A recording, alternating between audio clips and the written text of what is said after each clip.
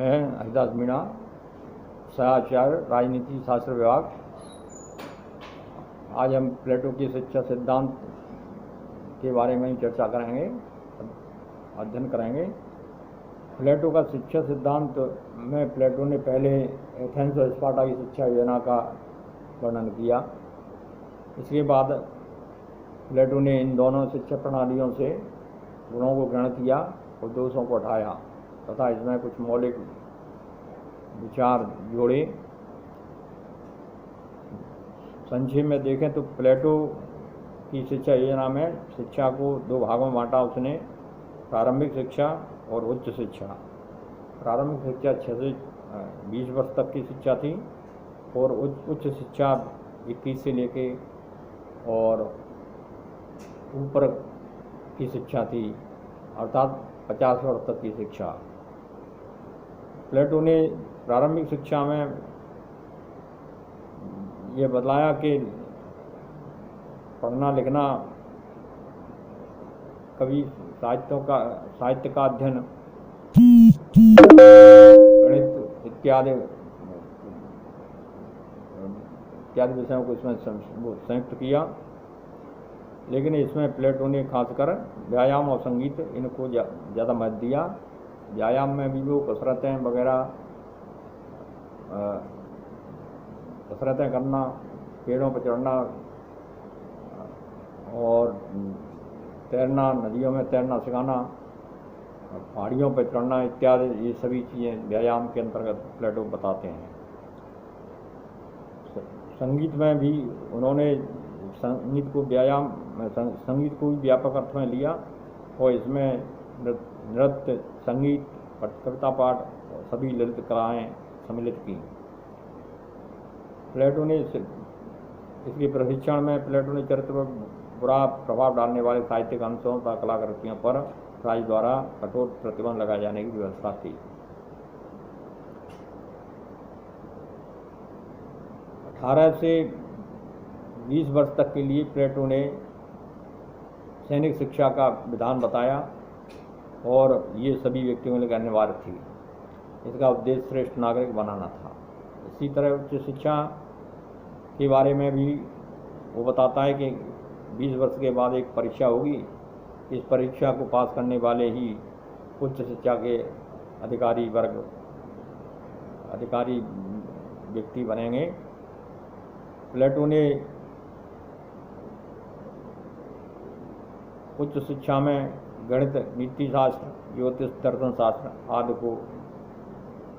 आदि को सिलेबस में पाठ्यक्रम में सम्मिलित किया। प्लेटो ने इसमें गणित पर विशेष ध्यान दिया। इसके बाद 10 वर्ष की उच्च शिक्षा के बाद 30 वर्ष की आयु में एक परीक्षा होगी जिसमें असफल रहने वाले राज्य के साधारण अधिकारी होंगे और सफल विद्यार्थियों को 5 वर्ष तक के लिए द्वंद्व दर्शन की विशेष शिक्षा पर बल दिया। इसी संदर्भ में उसने 35 वर्ष तक की शिक्षा को अपूर्ण माना और उसने बताया कि 15 वर्ष तक उनको व्यावहारिक शिक्षा दी जाएगी। वे समाज में जाएंगे और समाज की सामाजिक राजनीतिक समस्याओं का समाधान ढूंढेंगे। इस तरह से उसने 50 वर्ष तक की शिक्षा का पाठ्यक्रम सम्मिलित किया है। अब यहाँ से आगे प्लेटो की शिक्षा योजना और शिक्षा सिद्धांत की कुछ विशेषताओं पर ध्यान आकृष्ट करना है। प्लेटो की शिक्षा पद्धति की कौन कौन सी मूल विशेषताएं हैं, ये देखने को मिलती है। पहली है, अपनी शिक्षा योजना के अंतर्गत प्लेटो के द्वारा राज्य नियंत्रित अनिवार्य शिक्षा की व्यवस्था की गई है। शासक वर्ग शिक्षा के माध्यम से नागरिकों के चरित्र में सुधार करना और उनमें कर्तव्यों के निष्काम संपादन की प्रवृत्ति उत्पन्न करना इसका मूल उद्देश्य है। दूसरी विशेषता, प्लेटोवादी शिक्षा का उद्देश्य व्यक्ति की सर्वांगीण विकास करना है, अर्थात इसमें शारीरिक, मानसिक, आत्मिक सभी प्रकार का विकास आ जाता है। इस दृष्टि से यह वास्तविक व पूर्ण शिक्षा है। तीसरी विशेषता, प्लेटो का अंतिम उद्देश्य न्याय के आधार पर एक आदर्श राज्य की स्थापना करना है और इस कारण इसकी शिक्षा योजना में न्याय के तत्व को महत्वपूर्ण स्थान प्रदान किया गया। चौथी विशेषता है, शिक्षा को प्रारंभिक उच्च शिक्षा 2 वर्गों में बांटा है। जो मनोविज्ञान सम्मत है, विज्ञान सम्मत है। 5वीं विशेषता है उसकी शिक्षा योजना में स्त्री पुरुष दोनों के लिए है। इस दृष्टि से एथेंस की शिक्षा पद्धति का एक सुधार कहा जा सकता है। 6वीं विशेषता है प्लेटो ने अपनी शिक्षा योजना के अंतर्गत धर्म और नैतिकता को उचित स्थान प्रदान किया है। यह नैतिकता की दृष्टि से कुरुचिपूर्ण साहित्य और कलाकृतियों को वो सहन करने के लिए तैयार नहीं है।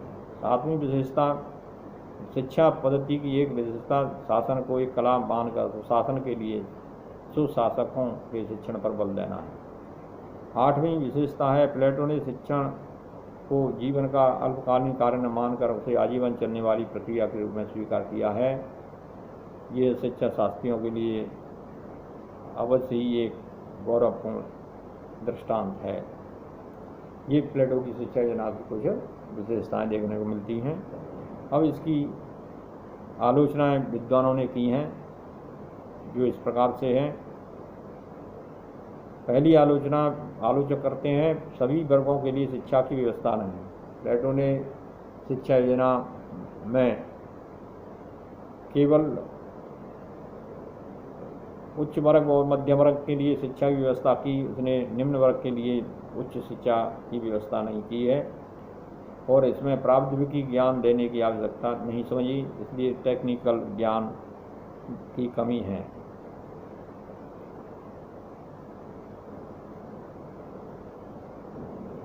प्लेटो सैनिक और विशेषतः शासक वर्ग की शिक्षा पर ही ध्यान आकर्षित करता है, इसलिए यह सभी वर्गों के लिए शिक्षा नहीं मानी जा सकती।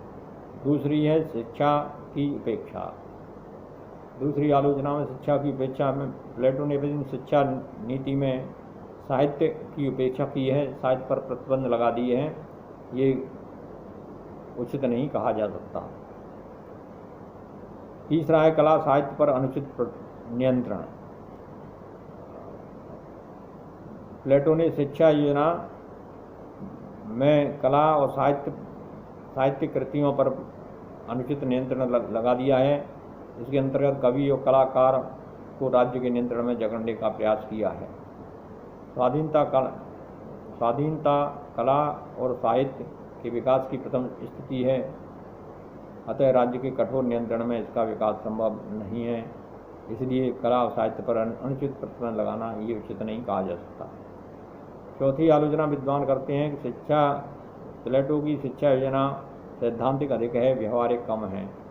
प्लेटो की शिक्षा सैद्धांतिक दृष्टि से उसमें सिलेबस में बहुत से विषय सम्मिलित किए, किंतु ये सैद्धांतिक ही लगती है। 35 वर्ष तक की आयु तक शिक्षा का विधान बताता है, जो व्यवहारिक दृष्टि से कम कही जा सकती है। व्यवहार में इतनी लंबी आयु तक शिक्षा कोई ग्रहण नहीं कर सकता, इसलिए इसको शिक्षा योजना सैद्धांतिक अधिक व्यवहारिक कम देखने को मिलती है। अगला है शिक्षा क्रम लंबा और खर्चीला। प्लेटो की शिक्षा योजना में शिक्षा क्रम बहुत लंबा है, 50 वर्ष तक की शिक्षा चलती है, जो कि एक